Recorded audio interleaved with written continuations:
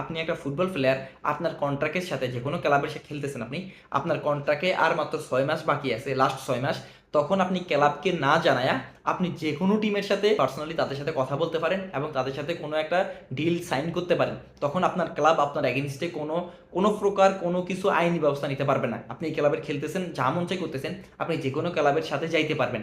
হ্যাঁ, কিন্তু লাস্ট 6 মাস হইতে হবে। তো ভিনিসিয়াস জুনিয়রের কেসে ওইটাই দাঁড়াইছে যে যদি আর 1 বছর আছে, 6 মাস চলে যায়, তারপরে যদি ভিনিসিয়াস জুনিয়র অন্য কোনো ক্লাবের সাথে চলে যান, ভিনিসিয়াস জুনিয়র যদি রিয়াল মাদ্রিদ ছেড়ে দেন, এটা রিয়াল মাদ্রিদের চাইতে ভিনিসিয়াস জুনিয়রের নিজের ক্যারিয়ারেরই সবচাইতে বড় ক্ষতি হবে।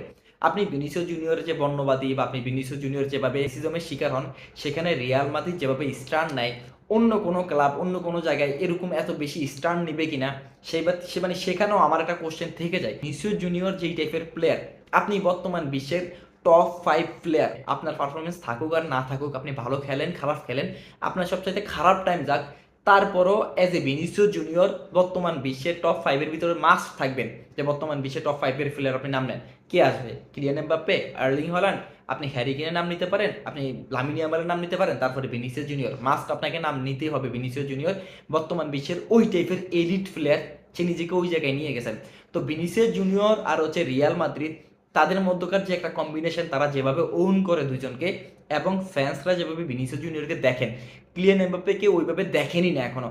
আপনি যেভাবেই বলেন না কেন, ভিনিসিয়াস জুনিয়র লাস্ট 2 বছর পারফরমেন্স করতে পারে নাই, সেটা ক্লিয়ান এমবাপ্পে করছেন। মাদ্রিদ ফ্যানকে যদি আপনি জিজ্ঞাসা করেন যে হ্যাঁ তুমি কাকে চাও এই দলে বেশি, ভিনিসিয়াস জুনিয়রকে না কিলিয়ান এমবাপ্পেকে, সবাই এখনো বলবে যে আমার দলে ভিনিসিয়াস জুনিয়র আমাদেরকে বেশি দিছে, আমরা ভিনিসিয়াস জুনিয়রকে চাই। তো ওই দিক থেকে বিবেচনা করলো এটা পসিবল না।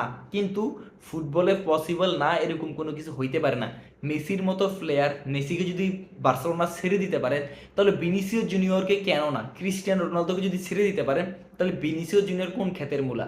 তো এই সমস্ত দিকগুলো যদি বিবেচনা করেন, তাহলেও ওইটাই দাঁড়ায় যে না, ভিনিসিয়াস জুনিয়রকে ছেড়ে দিতেও পসিবিলিটি আছে। কিন্তু আর্সেনালের সাথে যেভাবে লিঙ্ক আসছে, যেভাবে একটা আমরা দেখতে পাইছি যে আর্সেনাল চাইতেছে ইন্টারেস্টেড, এবং তাকে সবচাইতে আর্সেনালের ইতিহাসের সবচাইতে বেশি বেতন দিবেন, এই করবেন সেই করবেন, এই সমস্ত কথাগুলো আসতে পারে বা আসতেছে। ভাই আমার কাছে মনে হয় না যে ভিনিসিয়াস জুনিয়রকে এগুলাতে ইমপ্রেস করা পসিবল। এটা একটা জাস্ট একটা পিআর। ভিনিসিয়াস জুনিয়র চাইতেছেন যে আমাকেও 30, মানে আমি যতটুকু এক্সাক্ট নাম্বার বলতে পারতেছি না, মানে কিলিয়ান এমবাপ্পে মেবি প্রতি বছরে 30 মিলিয়নের মতো মানে স্যালারি নাকি এরকম পান, এবং মানে ভিনিসিয়াস জুনিয়র 20 মিলিয়নের মতো পায়। সে ওই 30 মিলিয়ন মানে কাছাকাছি টাইপের মানে স্যালারি এক্সপেক্ট করতেছেন, এবং পেরে সেটা দিবেন না। এটা হচ্ছে মূলত মেইন মানে কনসেপ্ট। আমি এক্সাক্ট যে বেতনের যে মানে অ্যামাউন্টটা, সেটা ঠিক নাও বলতে পারি। আপনারা যদি শিওর হয়ে থাকেন যে কত তারা মানে স্যালারি পাই মানে কিলিয়ান এমবাপ্পে এখন, এবং ভিনিসিয়াস জুনিয়র কত চাইতেছেন, মানে এতটুকু শিওর যে কিলিয়ান এমবাপ্পে এবং যে